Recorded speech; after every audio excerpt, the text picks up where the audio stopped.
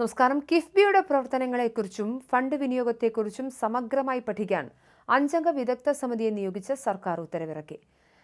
ഇതിന് പിന്നിൽ അഴിമതിക്കാരെ കണ്ടെത്തലാണ് പ്രധാനപ്പെട്ട ലക്ഷ്യം. മുൻ IAS ഉദ്യോഗസ്ഥ സുധാ പിള്ള അധ്യക്ഷയായ സമിതിയാണ് കിഫ്ബിയുടെ അഴിച്ചുപണിയും മുൻകാല ഇടപാടുകളും പരിശോധിക്കുന്നത്. സമിതിയുടെ റിപ്പോർട്ട് പുറത്തുവരുന്നതോടെ കിഫ്ബിയിലെ സാമ്പത്തിക ക്രമക്കേടുകളിൽ ശക്തമായ വിജിലൻസ് അന്വേഷണം പ്രഖ്യാപിക്കാനാണ് മുഖ്യമന്ത്രി VD സതീശന്റെ നീക്കമെന്നാണ് സൂചന. കിഫ്ബി ഫണ്ട് അടിസ്ഥാന സൗകര്യ വികസനത്തിന് കൃത്യമായി ഉപയോഗിച്ചിട്ടുണ്ടോ എന്നും പ്രവർത്തനം ഭരണഘടനാപരമായ നിയമപരമായ മാനദണ്ഡങ്ങൾ പാലിച്ചാണോ എന്നതുമാണ് പ്രധാനമായും സമിതിയുടെ പരിശോധന വിഷയം. കഴിഞ്ഞ കാലങ്ങളിൽ നടത്തിയ സാമ്പത്തിക ഇടപാടുകളിൽ ക്രമക്കേടുകൾ നടന്നിട്ടുണ്ടോ എന്ന് കണ്ടെത്താൻ സമിതിക്ക് 3 മാസത്തെ സമയമാണ് നൽകിയിരിക്കുന്നത്. റിപ്പോർട്ടിന്റെ അടിസ്ഥാനത്തിൽ ഖജനാവ് കൊള്ളയടിച്ചവർക്കെതിരെ കർശന നടപടി സ്വീകരിക്കാനാണ് സർക്കാരിന്റെ തീരുമാനം. പ്രത്യേകിച്ച് കിഫ്ബിയുടെ മുൻ CEOയും മുൻ ചീഫ് സെക്രട്ടറിയുമായിരുന്ന KM എബ്രഹാമിന്റെ കാലത്തെ പ്രവർത്തനങ്ങളും തീരുമാനങ്ങളുമാണ് പ്രധാനമായും സംശയനിഴലിൽ നിൽക്കുന്നത്. മുൻ മുഖ്യമന്ത്രി പിണറായി വിജയന്റെ ഏറ്റവും അടുത്ത വിശ്വസ്തനായിരുന്ന KM എബ്രഹാമിനെ കേന്ദ്രീകരിച്ചുള്ള അന്വേഷണങ്ങളിലേക്കും നടപടികളിലേക്കുമാണ് സർക്കാർ നീങ്ങുന്നത് എന്നാണ് രാഷ്ട്രീയ നിരീക്ഷകർ കരുതുന്നത്. സുധാപിള്ളയ്ക്ക് പുറമെ ഫെഡറൽ ബാങ്ക് മുൻ MD Shyam Srinivasan, institute of chartered accountants of India മുൻ chairman Nilesh Vikamsey, CAG audit board മുൻ ഡയറക്ടർ H. ശുഭലക്ഷ്മി നാരായണൻ, മുൻ കേന്ദ്ര revenue secretary doctor Tarun Bajaj എന്നിവരാണ് വിദഗ്ധ സമിതിയിലെ മറ്റ് പ്രമുഖ അംഗങ്ങൾ.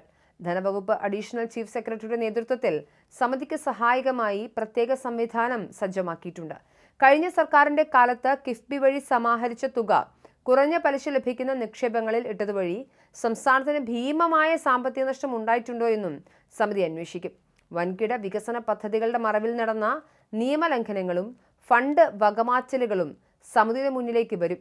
വിവിധ ജില്ലകൾക്കും മേഖലകൾക്കും മുൻഗണന അടിസ്ഥാനത്തിൽ തുല്യമായ രീതിയിലാണോ ഫണ്ട് അനുവദിച്ചതെന്നും രാഷ്ട്രീയ പരിഗണനകൾ ഇതിലുണ്ടായിട്ടുണ്ടോ എന്നും സമിതി പരിശോധിക്കുന്നുണ്ട്.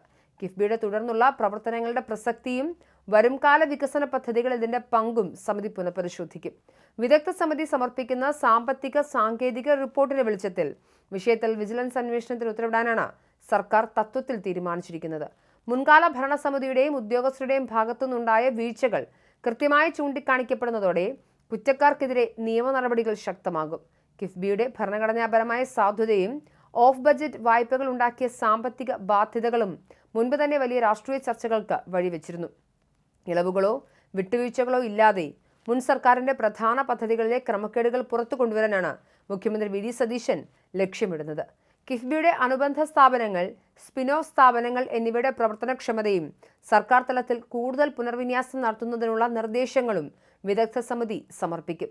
സമിതിയുടെ നിർദ്ദേശങ്ങൾ കിഫ്ബിയുടെ ഘടനയിൽ വലിയ മാറ്റങ്ങൾക്ക് വഴിവെക്കുമെന്നാണ് കരുതുന്നത്. വർഷങ്ങളായി ഭരണകൂടത്തിന്റെ വിശ്വസ്തതയിൽ സുരക്ഷിതരായിരുന്ന മുൻ ഉന്നത ഉദ്യോഗസ്ഥർക്കും രാഷ്ട്രീയ നേതൃത്വത്തിനും ഒരുപോലെ പൂട്ടുവീഴുന്ന തരത്തിലുള്ള നീക്കങ്ങളുമായാണ് പുതിയ സർക്കാർ മുന്നോട്ടു പോകുന്നത്. 3 മാസത്തിനകം സമർപ്പിക്കപ്പെടുന്ന വിദഗ്ധ സമിതി റിപ്പോർട്ട് കേരള രാഷ്ട്രീയത്തിൽ വലിയ കൊടുങ്കാറ്റ് ഉയർത്തുമെന്ന് ഉറപ്പാണ്.